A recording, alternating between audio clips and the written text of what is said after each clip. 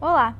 De acordo com um levantamento de 2019, feito pela empresa de pesquisa de mercado Opinion Box, 79% da população brasileira ouve música todos os dias, sendo que 50% afirmam fazer isso durante a maior parte do dia.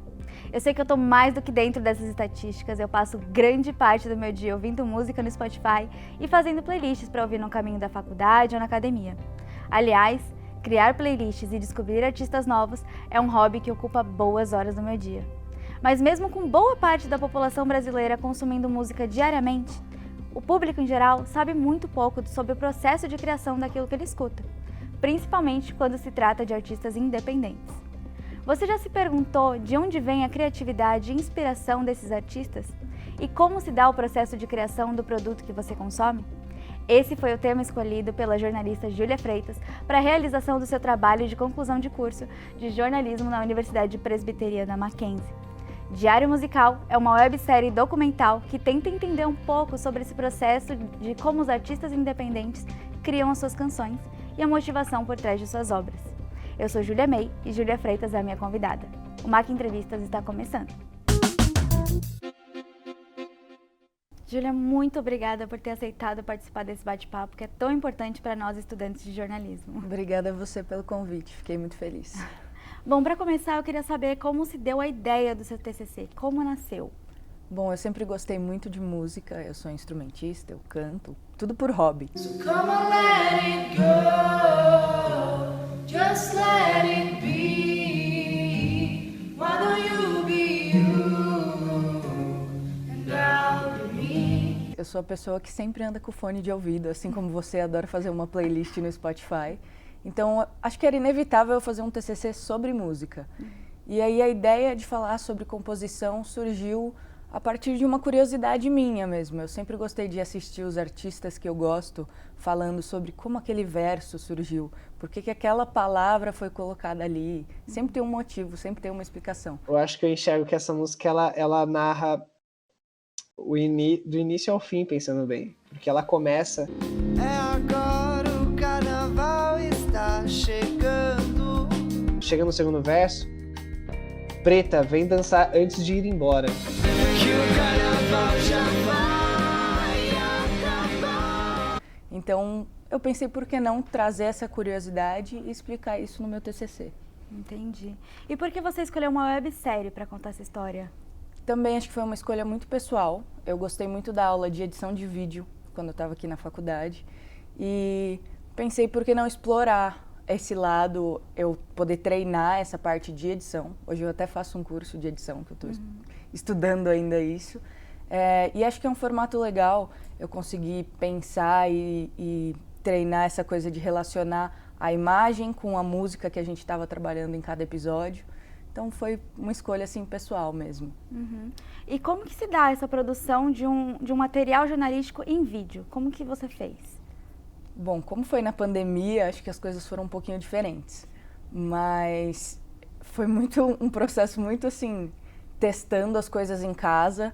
Eu fiz muita coisa sozinha, exatamente porque estava no auge da pandemia, eu não podia encontrar com ninguém. A única pessoa que topou se encontrar comigo foi o Felipe, vocalista do Acaso Mora ao Lado, que é do primeiro episódio. Eu consegui gravar umas imagens dele tocando, dele gravando em casa, mas fora isso foi assistir assim, muita referência para pensar no que eu poderia usar dentro de casa para poder criar as imagens em vídeo. Foi muita pilha de livro que virou tripé e por aí vai. E você criou algum produto jornalístico depois da pandemia? Em vídeo, assim? Eu acho que não. Ah, sim, de certa forma sim.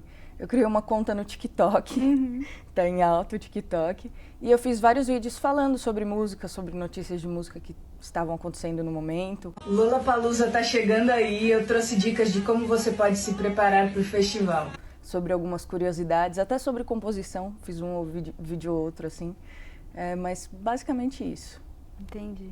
Bom, você fez uma websérie documental. Então a gente sabe que um produto documental é resultado das escolhas e percepções pessoais do documentarista. Eu queria saber como foi a logística da criação dos episódios. Assim, como você escolheu um personagem para cada episódio e como foi a escolha do que ia entrar no produto final e do que ia ficar de fora. A princípio, eu pré-defini que eu queria um episódio sobre cada música. Então, isso já ajudou bastante nas escolhas ali. Depois que eu tinha todas as entrevistas já gravadas, foi muito mais fácil escolher o que era importante, o que não, para que cada episódio fosse único. Eu não queria que fosse uma coisa muito parecida em cada um. Então, eu consegui, no primeiro episódio, por exemplo, explorar a ideia de que a música surgiu a partir de rabiscos no papel ali, de letras aleatórias fora de ordem. Já no terceiro foi mais ou menos ao contrário. Então era a melodia que surgia na cabeça da artista, que é a Nanda Jacques. E a partir da melodia ela colocava letras que tinham que encaixar no tempo da melodia. Um negócio muito louco. E o segundo episódio, que é acho que é o mais interessante, assim, o mais diferente da música indígena, né? Como uma música que foi para streaming surgiu a partir de um canto indígena.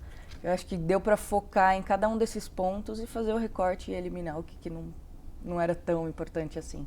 Nossa, muito interessante. E assim, já que você falou do segundo episódio, a gente vai falar dele, que foi um dos que eu mais amei ouvir. É muito interessante a gente ouvir sobre uma ideia que é diferente até pro artista independente, que é a música indígena. Eu queria entender assim, como você conheceu essa história e como você conheceu os artistas por trás dessa música.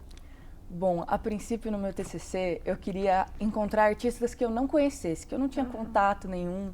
E eu fiquei fuçando muito na internet.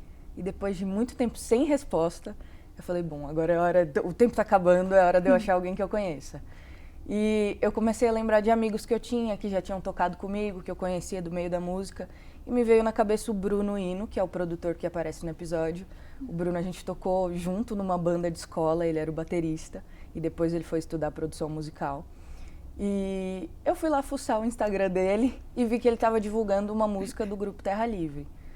Eu falei, nossa, interessante isso daqui. Comecei a procurar sobre o grupo e tal.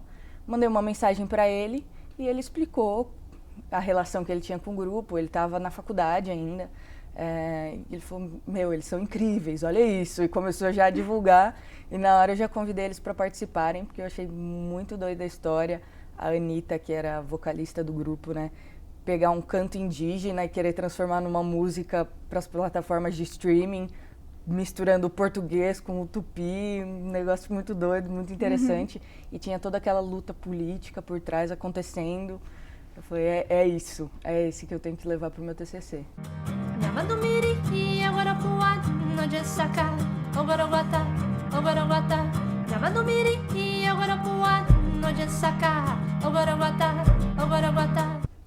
Foi assim. um ponto alto da websérie, eu realmente gostei Obrigada. muito. Você tem uma identificação pessoal com a música por ser cantora e instrumentista, né? Sim. Então, me fala um pouco sobre a sua história com a música e como isso influencia seu trabalho como jornalista. Meus pais sempre me incentivaram a gostar de música, apesar deles não serem instrumentistas, não cantarem, nada disso. Meu pai brinca que ele só toca campainha mesmo. Mas eles sempre me incentivaram, então desde criança eu fiz aula. Eu fiz aula de canto, fiz aula de violão, fiz aula de guitarra. Então sempre treinei isso.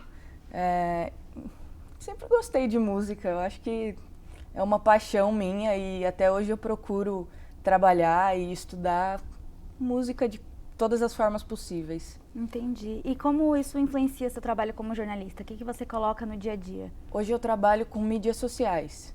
E mesmo eu trabalhando com mídias sociais, que é um pouquinho diferente, é numa produtora que trabalha com música. Então, que é algo que é muito importante para mim. Eu tive a chance de acompanhar turnês, gravações de videoclipe, até coletiva de imprensa de artistas que eu admiro. Então, tô no lugar certo, eu acho. Com certeza tô no lugar certo. Você tem alguma intenção de dar continuidade para esse projeto, com outros episódios, trazendo artistas novos? Intenção, sim. Tempo, nem tanto. Eu queria muito continuar. Logo depois que eu acabei o TCC, eu já estava pensando nisso. Mas realmente, a vida corrida, o trabalho.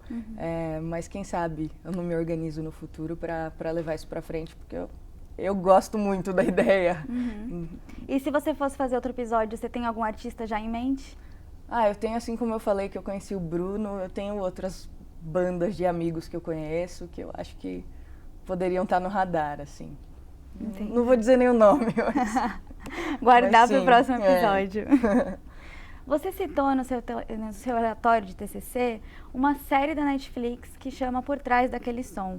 É uma série documental que fala sobre a criação de canções que viraram hits mundiais. Eu queria saber se você sabe se tem alguma diferença assim no processo de criação de uma canção entre um artista que já é mainstream, já está consolidado no mercado, e um artista independente. Eu acho que tem duas grandes diferenças, na minha opinião. E as duas vão se tornar até um paradoxo, assim, mas eu vou dizer que o artista independente tem muita liberdade criativa. Ele faz o que ele quer, a música é dele, ele vai criar como ele quer, com as referências que ele quer, e ele vai lançar a música do jeitinho que ele pensou. Por esse lado, ele tem total liberdade de criação. Por outro, fica o lado financeiro, né? O artista mainstream, apesar dele ter as barreiras de uma gravadora, um produtor, não sei quantos compositores, não sei quantas pessoas na equipe dando palpite na música e alterando talvez o que ele tivesse pensado inicialmente, o artista mainstream tem o respaldo financeiro. Vai ter uma gravadora, vai contratar quem ele quiser para tocar, para fazer o que ele quiser na música. E o artista independente vai passar perrengue para poder pagar a criação do primeiro EP, por exemplo. Então acho que tem o lado da liberdade criativa, mas ao mesmo tempo o financeiro pesa no resultado final. Entendi. Na sua conversa com os entrevistados, você falou sobre essa parte do perrengue financeiro com eles? Que eu me lembro, eu acho que não. Eu acho que como eram músicas que já estavam encaminhadas e gravadas, a gente não explorou tanto isso. Mas eu sei que até hoje eu acompanho todos esses artistas, então eu vejo toda hora eles fazendo financiamento, pedindo ajuda, fazendo campanha pra galera doar, às vezes pra gravar uma música, pra gravar um álbum novo.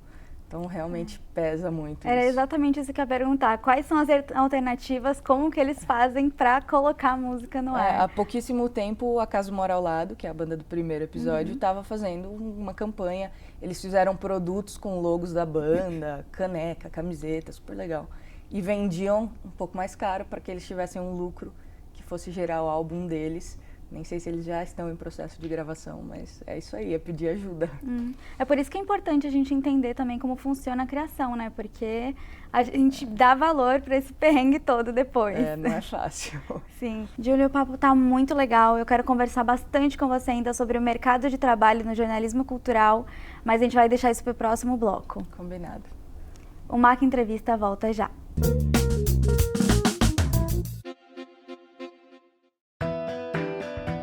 Estudar é uma forma de ampliar horizontes. E no Mackenzie sempre é hora de aprender. Não importa se você é adulto, criança ou adolescente. Por aqui, você sempre encontra educação de qualidade. Do ensino infantil à pós-graduação. Descubra o que o Mackenzie pode oferecer. Acesse o nosso site. Mackenzie, cada vez mais perto de você.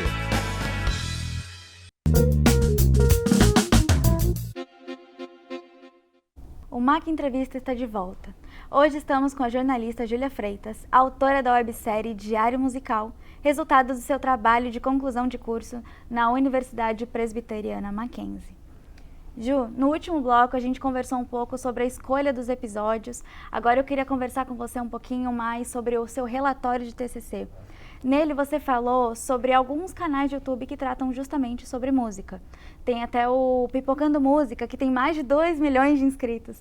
Eu queria saber, assim, qual é o futuro que você vê para o audiovisual no jornalismo cultural? Como que você vê esse mercado? Eu acho que o audiovisual hoje é muito importante para o jornalismo cultural. A gente está o dia inteiro, né, no celular, no computador, usando as redes sociais, e a rede social é audiovisual. A gente está ali no TikTok recebendo informação o tempo inteiro. De qualidade ou não, aí discutível. Mas tem o Reels do Instagram, até o Twitter, que é uma rede social de texto. Tem aquela plataforma em cima que tem um bate-papo com áudio. Tem sempre um videozinho ali no Twitch acompanhando, uma imagem. Então eu acho que o audiovisual está no nosso dia a dia e querendo ou não, principalmente para a galera jovem, né? É a forma de acessar a informação rápido. Então a gente vai entrar na rede social e vai se informar. Então é uma forma de propagar aí informação sobre cultura o tempo inteiro. Certo. Você falou que criou uma conta no TikTok para falar sobre música. Queria que você falasse um pouco sobre como começou, assim, a sua conta e também qual a importância dela para a divulgação da música, principalmente independente. Eu comecei postando, como a gente falou, eu canto, né? Então eu comecei postando uns covers, cantando mesmo. E eu pensei, por que não complementar o perfil que eu tinha criado ali? Porque eu tenho um problema chamado rinite. Então eu não posso cantar o tempo inteiro. E aí ficava aquela coisa parada na conta, não gravava vídeo cantando. Eu falei, para falar eu não preciso disso, para falar eu tenho liberdade. Então foi até um momento que estava surgindo a Olivia Rodrigo, todo mundo conhece.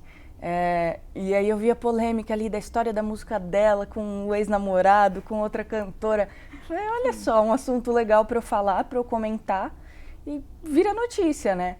Então acho que foi o primeiro videozinho que eu criei, assim, dando uma notícia mesmo, foi falando sobre a história de uma música da Olivia Rodrigo. E a partir daí eu comecei a criar outros, eu via curiosidades acontecendo, então, olha, isso é legal, faço um videozinho falando. Como eu falei, eu fiz até alguns vídeos falando sobre composição musical. Eu lembro de uma música de um cantor que chama Phineas, que é o irmão da Billie Eilish. Ele falava sobre um filme específico na letra dele, e era uma coisa que passa despercebida para quem está ouvindo a música. Eu falei, nossa, isso é interessante. Então fiz um videozinho ali contando, olha, nessa letra tal, ele fala disso por causa do filme tal. E fiz um monte de vídeo assim, fiz um monte de trend também. E acho que é uma forma de propagar notícia. Rede social tá aí pra isso hoje em dia. Exatamente. Nem sabia que o irmão da Billie Eilish era musicista, descobri agora a importância do jornalismo cultural no TikTok. Tá vendo? Olha só. Exatamente. No TikTok a gente não só vê notícia de música, a gente também descobre músicas novas, né? Foi uma porta de entrada para muito músico independente para começar a divulgar. Eu queria que você me explicasse um pouco, se você conhece, como é esse processo de divulgação das músicas independentes no TikTok. Você conhece algum musicista que começou no TikTok? Conhecer pessoalmente não, mas como eu uso muito, acompanho muito, eu vejo a galera passando perrengue, como a gente falou, mas é uma questão de insistência mesmo. O TikTok tem um algoritmo legal de viralizar vídeo. E eu vejo muito artista que eu sigo que eu falo, nossa, esse cara canta bem.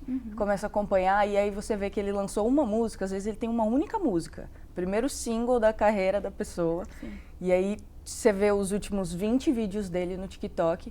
São vídeos dele falando sobre alguma coisa, dele simplesmente cantando a música, dele olhando para o pôr do sol e é a música dele de trilha sonora. Sim. Ele fica insistindo naquilo e para quem começa a acompanhar, eu tenho um monte de música que eu já decorei assim, eu nunca nem fui ouvir o cara no Spotify, mas fica passando o tempo inteiro ali e a partir dessa insistência deles, você começa a falar, nossa, essa música é legal, nossa, lembrei daquela música.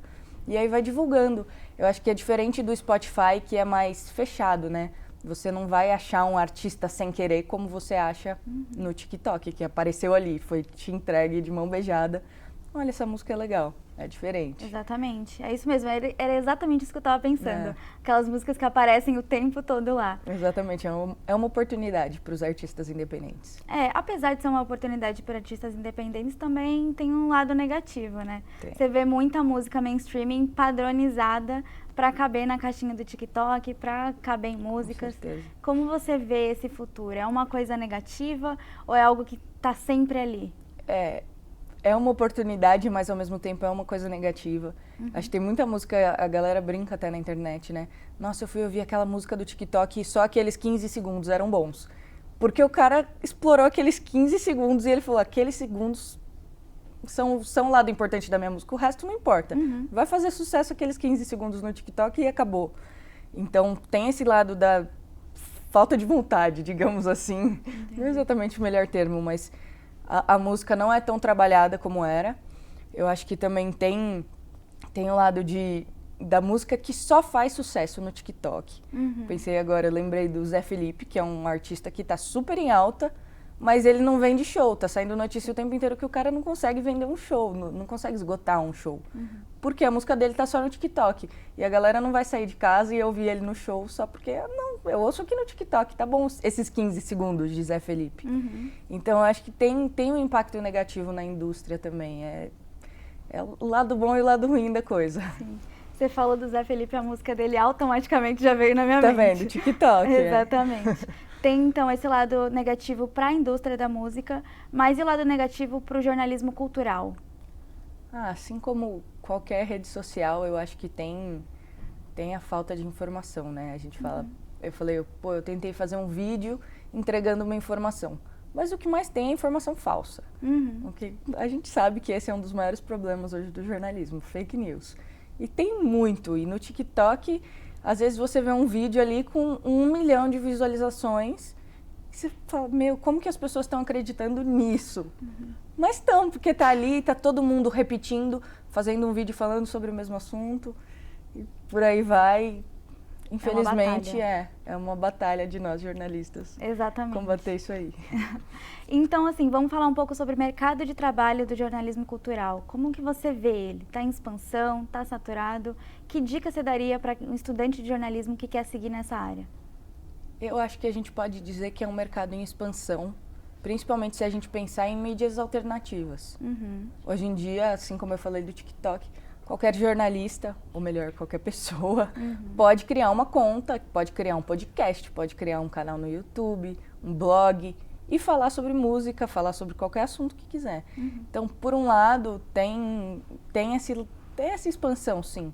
Eu acho que talvez não tenha tanto emprego, por exemplo, num jornal, numa revista, mas você tem liberdade para criar o seu próprio meio de comunicação. Eu, por exemplo, quando estava na faculdade, criei um blog com os meus colegas aqui de turma e a gente postava textos mesmo sobre música, a gente indicava artistas. Então a gente parou com o projeto, mas a gente tinha essa liberdade de talvez insistir e tentar criar um negócio a partir disso. Então acho que por esse lado é um mercado em expansão, sim. Tem total liberdade para todo mundo tentar e criar seu próprio negócio. Não é fácil, mas Era exatamente essa a minha próxima pergunta. Você acha que essas formas alternativas de produzir jornalismo no YouTube, no TikTok, são desvalorizadas ou você acha que elas podem ser valorizadas mais para frente? Eu não acho que é desvalorizado. Eu acho que, assim como qualquer outra profissão, tem nichos e eu acho que algumas pessoas conseguem fazer valer mais do que outras. Tem a questão de viralizar e às vezes um vídeo viral tornar um canal no YouTube virar negócio para alguém. E tem outras pessoas que a gente vem insistindo nisso há anos e não conseguem levar para frente. Então, tem um lado que sim, tem um lado que não. Entendi. E assim, que dica você daria para quem está começando o TCC agora, principalmente para quem quer fazer um produto audiovisual mesmo? Primeiro de tudo, acalma o coração, porque a gente chega desesperado para o TCC e é um projeto como qualquer outro que a gente fez na faculdade. Se você chegou ali no último semestre, você tem total capacidade de criar o seu TCC, de escrever seu relatório, dá tudo certo. E eu acho que, principalmente para o audiovisual, aliás, eu acho que para qualquer tipo de TCC, buscar muita referência. Vai assistir muito vídeo que tem a ver com o seu tema, ler muito livro que tem a ver. É isso, é pesquisar, tentar entender. No meu caso, por exemplo, eu não só pesquisei referência de websérie parecida, mas quando eu escolhi tal banda para tal episódio, eu falei, eu vou estudar toda a carreira da banda, o que eles já fizeram, o que eles propõem como arte. Você tendo todo esse conhecimento, você consegue pegar a melhor parte e extrair e colocar no seu trabalho. Então, acho que é isso, pesquisar muito e calma, vai dar certo. Essa parte aí é a da produção, de você pensar.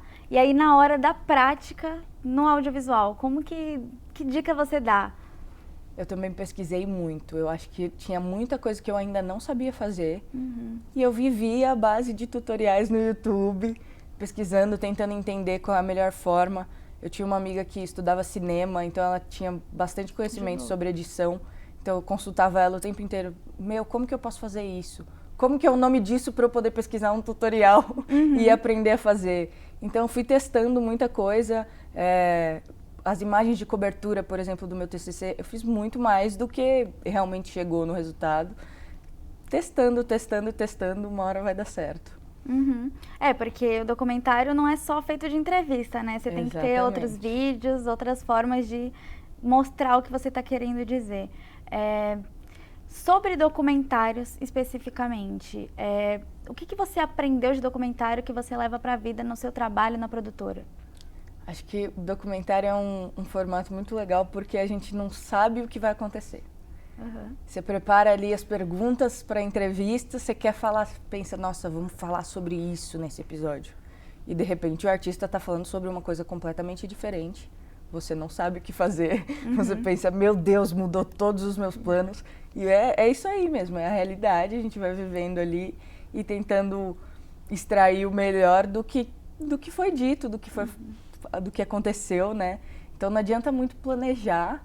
Você tem que ter um roteirinho do que você quer, mas assim, você não vai saber o que vai acontecer. E eu acho que isso é o mais legal, você ter um resultado que você não esperava. Júlia, eu tava falando isso porque eu sou apaixonada por documentário, eu com certeza vou fazer isso pro meu TCC. Então, muito obrigada, me ajudou e com certeza vai ajudar quem vai assistir também. Obrigada a você pelo convite. E o meu muito obrigada também é você, que nos acompanhou até aqui. Se você quer rever esse e outros episódios do nosso programa, acesse o canal TV Web Mackenzie no YouTube. E até o próximo programa.